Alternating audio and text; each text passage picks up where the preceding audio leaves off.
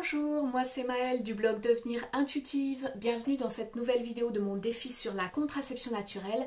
Aujourd'hui, je parle avec vous, je vous partage en fait ma routine que j'ai mis en place au quotidien pour pratiquer la symptothermie. Vous allez voir, c'est très simple.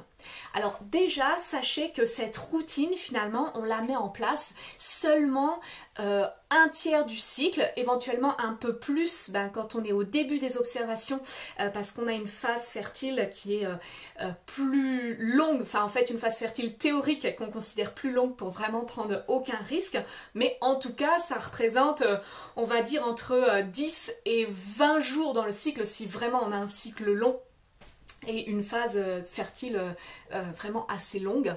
En tout cas, voilà, on va dire entre un tiers et la moitié du cycle, eh bien oui, c'est une petite routine à mettre en place au quotidien. La première chose, évidemment, c'est le matin au réveil, quand j'entre dans ma phase fertile.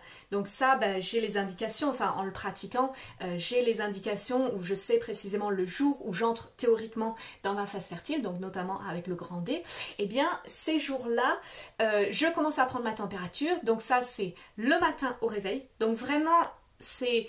Enfin, pour moi, la manière dont je le pratique, j'ai pas toujours un réveil avec moi, ou alors parfois souvent c'est ma fille en fait qui a juste un peu plus d'un an, c'est ma fille qui me réveille. Donc du coup, quand j'ouvre les yeux, que je me dis ah ça y est c'est le matin, hop je prends directement ma température. C'est vraiment tout de suite, c'est le premier réflexe que je fais, c'est je prends ma température. Mais j'allume même pas la lumière, hein, c'est juste j'ai mon thermomètre en fait qui est posé sur la table de nuit à côté de moi, je prends le thermomètre, je l'allume, je sais où est le bouton, voilà, je prends ma température au niveau buccal. Alors moi pour l'instant je fais la température buccale, il y en a certaines qui font la température au niveau vaginal, voilà, moi je fais au niveau buccal, donc sous la langue, hop, j'attends que ça sonne et là en fait je rééteins le thermomètre. Et si par exemple j'ai envie de me rendormir le week-end ou j'en sais rien, dans ces cas-là je rééteins le thermomètre et je regarde même pas la température, parce qu'en fait sur mon thermomètre, alors moi j'utilise le thermomètre Cyclotest Lady. C'est le plus courant, enfin on va dire c'est celui qui est le plus utilisé en symptothermie, je pense, parce qu'il est vraiment conçu pour une utilisation en contraception naturelle. Voilà, donc celui-là, ce thermomètre-là, ce que je voulais dire, c'est que il garde la température, donc il la mémorise en fait. C'est-à-dire donc s'il a pris la température que je l'éteins, et ben au moment où je vais le rallumer, la première température qui va m'indiquer, ce sera la température que j'ai prise le matin. Donc ça c'est super pratique, parce que comme ça, si vous n'avez pas envie de noter tout de suite ou si vous ne vous levez pas tout de suite, vous savez que vous éteignez le thermomètre et vous y reviendrez plus tard. En général, soit quand je me lève, je note la température sur l'application, ou alors avant quand je faisais ça sur la méthode papier, je notais sur mon cyclogramme, soit carrément j'attends le soir pour le faire, parce qu'en fait, au fil de la journée, ce que vous allez observer aussi, c'est la glaire cervicale. Et du coup, moi, ma petite routine, c'est simplement quand je vais aux toilettes, faire pipi ou quoi, enfin, en tout cas, je vérifie à chaque fois sur le papier toilette si j'ai une observation externe de la glaire cervicale.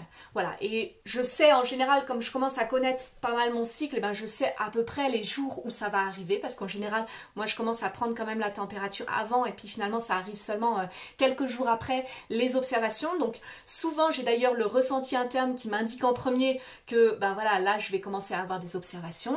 Et puis ensuite, quand je commence à avoir ces premières observations, c'est vrai qu'à ce moment-là, chaque jour, à chaque passage aux toilettes, en fait, je suis un peu vigilante. Déjà, au moment de m'essuyer, je sens si vraiment il y a cette glaire cervicale qui fait un côté un petit peu glissant au moment de m'essuyer la vulve.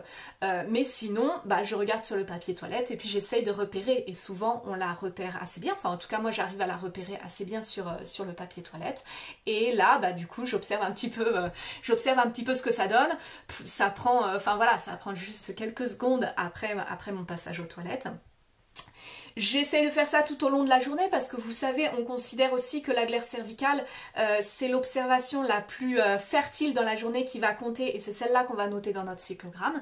Donc en fait, moi ce que je fais, c'est que tout au long de la journée, eh bien, j'observe.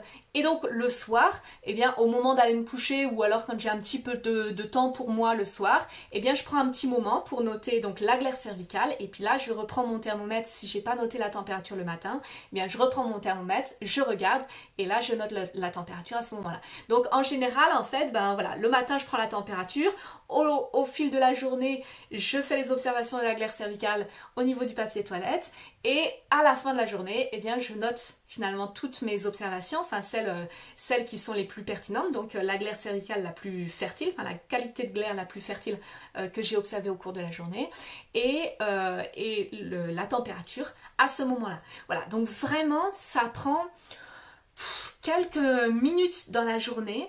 C'est vraiment pas grand chose, enfin en termes, moi en tout cas je le vis pas du tout comme quelque chose de contraignant, même si bon je reconnais hein, que je suis d'accord, enfin je suis contente quand il n'y a plus besoin de prendre la température et en même temps moi personnellement j'aime beaucoup notamment les observations de la glaire cervicale parce que dans ces moments là où j'observe chaque jour à chaque passage aux toilettes, eh bien il y a un truc où vraiment je me sens très très connectée à mon corps et à mon cycle à ce moment-là et il y a vraiment cette joie, enfin je vis vraiment cette joie de me dire chaque jour au quotidien, je sais que dans chaque cycle en fait je vais avoir cette période-là où je suis très connectée à mon cycle menstruel et à ma fertilité parce que j'observe précisément ce qui se passe dans mon corps et le fait d'arriver à cerner, ben voilà, là c'est le jour sommet, probablement que l'ovulation elle s'est passée vers là, il y a un côté très très, enfin je trouve personnellement très excitant, très stimulant.